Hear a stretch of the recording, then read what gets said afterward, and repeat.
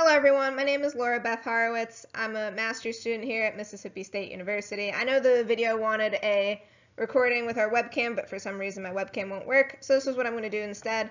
So a little bit about me. Again, my name is Laura Horowitz. I'm from Milford, Pennsylvania originally. I did my undergraduate in Pennsylvania at the University of Mansfield, Pennsylvania, and I studied fisheries there. And then I came to Mississippi State, where I'm also studying wildlife, aquaculture, and fisheries. So I really do love fish, if you can't tell. Some other interests, though, that are not academic related is I love outdoor activities. I recently just got scuba certified. I love to hike. As you could see in the bottom right, that was my scuba diving picture, and right next to it is a snowboarding picture. I love to snowboard. I do a lot of pond skim competitions, which is where you go down a hill and then you try and glide across the water as far as you can. The water's always cold and I always fall, so I'm not very good at it, but it's a lot of fun. Obviously, I can't do that in Mississippi. But if I'm not doing outdoor stuff, I love martial arts. I do boxing, jiu-jitsu, knife fighting, and stuff like that. So that's something I really do enjoy. And I also love animals. Besides fish, I love all kinds of animals. I just think it's so much fun, and they bring me a lot of joy. So now I'm going to continue with my presentation. My presentation is a proposal, which is my proposal for my thesis right now, and it is the stress response and recovery of tarpon to catch and release angling. And this is by me, Laura Horowitz, Wesley Nail, Peter Allen, Jim Franks, and Patrick Graham. A little bit of background information. So catch and release angling, the goal of catch and release angling is to have these captured fish survive and to be caught again, which really ensures sustainability. But there are problems with this. The first problem is that there's fishing mortality. Fishing mortality is the death or removal of individuals due to fishing influence. So a very big problem with that is that there is fish that are dying, and they're dying for various reasons. A lot of the impacts of catch and release fishing are behavioral changes, issues with their lungs, immune response, physical damage. A lot of the time the fish have a hook wound on their mouth or their body or somewhere else. And these wounds can also lead to decreased mobility, and decreased mobility then increases the risk of predation for the fish, and it also increases the stress response. So all these negative impacts really raise questions to how effective the catch and release fishing is, and if it's actually meeting the goal of sustainability. A little bit more background information of stress response. So this is the reaction to an addition of stimuli. This can either be a good thing or a bad thing. So the stress can be from fear from an actual immediate danger, which is then beneficial because the fish can react to that. But there can also be the part of anxiety where the fish just has its own thoughts that it's reacting to and there's nothing actually there, which then the fish really is just stressing itself out for no reason. But this stress can still be good or bad, and stress is communicated through physical, chemical, or actual perceived stress. And the easiest way to do that in fish is to measure it through blood cortisol readings. A little bit more background information on my project. So my project is focusing on the stress response of tarpon. Tarpon is a large fishery in Puerto Rico, as you can see on the top right. That is a map of San Juan, which is going to be my study area. And tarpon are a popular sport fish, mostly because of their behavior, as you can see in the bottom left. That's a picture of a tarpon jumping out of water. Tarpon are a very aggressive fish, and they put up a really long fight, which is super appealing to anglers because it's not super easy to catch, and anglers have a challenge when fishing. So I have some study objectives and hypotheses. The first is to evaluate the physiological response of tarpon to angling and recovery. My hypothesis is that fishing influence will increase body cortisol, and this is because fish are getting stressed, which means the fish is releasing a stress hormone, which is cortisol, and an increased stress response will take longer for the fish to recover. The more that the fish is experiencing stress, the longer the stress should be there because there's more stress in the fish's body. Along with this, I want to determine the short-term and delayed post-release mortality of angled tarpon. So my hypothesis is that fish with higher stress levels will have increased risk of mortality, and this is because the more stress there is, the more energy that fish is putting out to recuperate from the stress. So they could be maybe not adding so much to avoiding a fish trying to eat it. maybe there's an issue with the fish trying to recover and it can't, so there's a mortality aspect. And furthermore, increased damage from fishing influence will increase fishing mortality. So the more damage there is, the more likely the fish is to die. And lastly, my objective is to generate a catch and release recommendation for stakeholders. So ideally, the method with the least stress response and damage to the fish would be the most beneficial to implement as a recommendation for stakeholders to manage the fisheries better. So there is purposes to this study. The first purpose is that catch and release fishing influence on tarpon has never been studied in a tropical system before. So because of this, maybe the area impacts catch and release angling, maybe the culture. So it'd be neat to see how tropical systems really impact the tarpon fishery. It's also useful in the management of the fishery for preservation.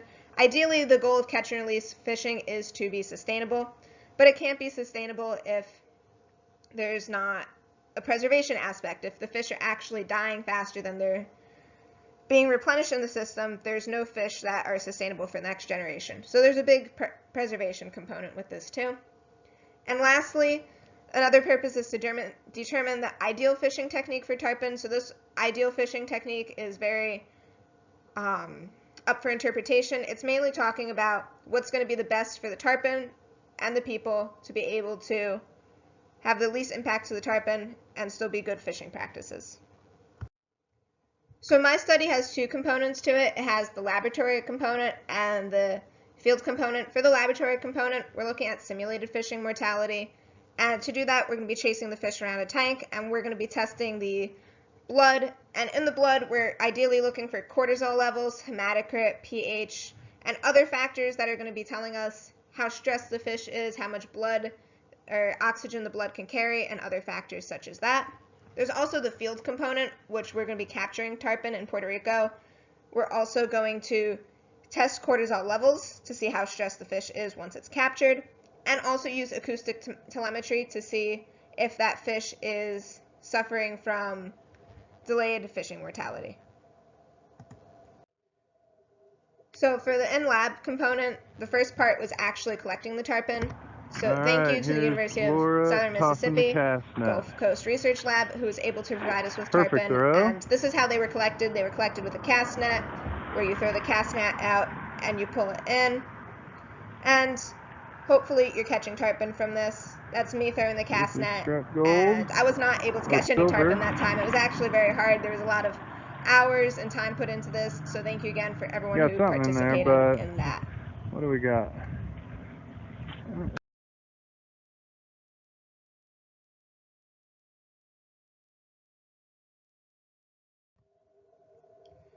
Another part of the laboratory component was we got 50 tarpon total. And the length varied of the tarpon. As you can see, some of the fish, like the left one, was pretty big, and other ones were not so big, so there was some variation in the size. So the next part of this was actually getting the fish to take food. Because they were wild fish, we had to train them to eat. And this was our method. We actually used a pin, and we fake fished so the fish could transition from live food to fish chunks. And those were the little fish eating. We just separated the big fish and the little fish, so they were able to eat a little bit better with less competition. So as you can see here, these are two videos. We have our small tank and a large tank, a small tank on the left and a large tank on the right. So these fish successfully transition from eating live food to eating fish. So that was the idea.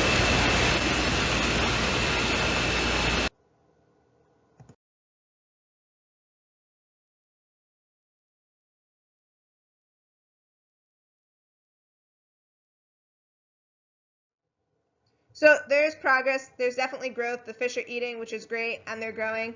And we were able to determine this through pit tagging. So we pit tagged all the 50 tarpon, and we're able to track their individual growth.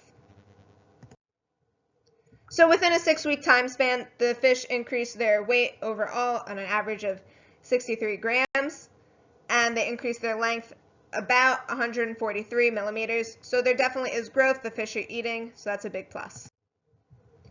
There's also the in-field component. So in Puerto Rico, again, this is the map of San Juan on the top right. There's 4 lagoons that are going to be my study area. The first lagoon is San Jose, the next one is Los Corojos, the next is La Torrecilla, and Los Piñones. And we're going to have the help of the field guide, the Tarpon Nest Lodge, who is going to be taking us out on the boat so we can capture the tarpon and be able to tag them and collect blood. To do this, we're going to be using acoustic telemetry. There's going to be an acoustic telemetry tag attached to the fish with a bobber. As you can see, that's the basic design that we have so far. And this is going to allow us to track the fish and see how the fish is doing and where it's moving. And lastly, the study objectives are really to determine the stress response curve. Ideally, this is a stress response curve through trends in ecology and evolution, but there's going to be a baseline where there's no stress. Then once the stressor is added, which is in orange, there's going to be a large peak where hopefully we're seeing the stress developing in the fish, and as time goes on, the stress should go down as the fish is recovering from that stress. So I'd just like to take a little bit of time to thank everyone who was able to help me in this project. Without them, I would not be able to start this collection of data and work my way through this. I'd like to thank Manuel Coffel Rivera, Abby Vaughn, Jacob Moreland, Rachel Tillman, Ivana Pez Mendez, and the South Farm workers, especially thanks to Troy and Mac for being able to help me. So thank you guys for listening, and please let me know if there are any questions.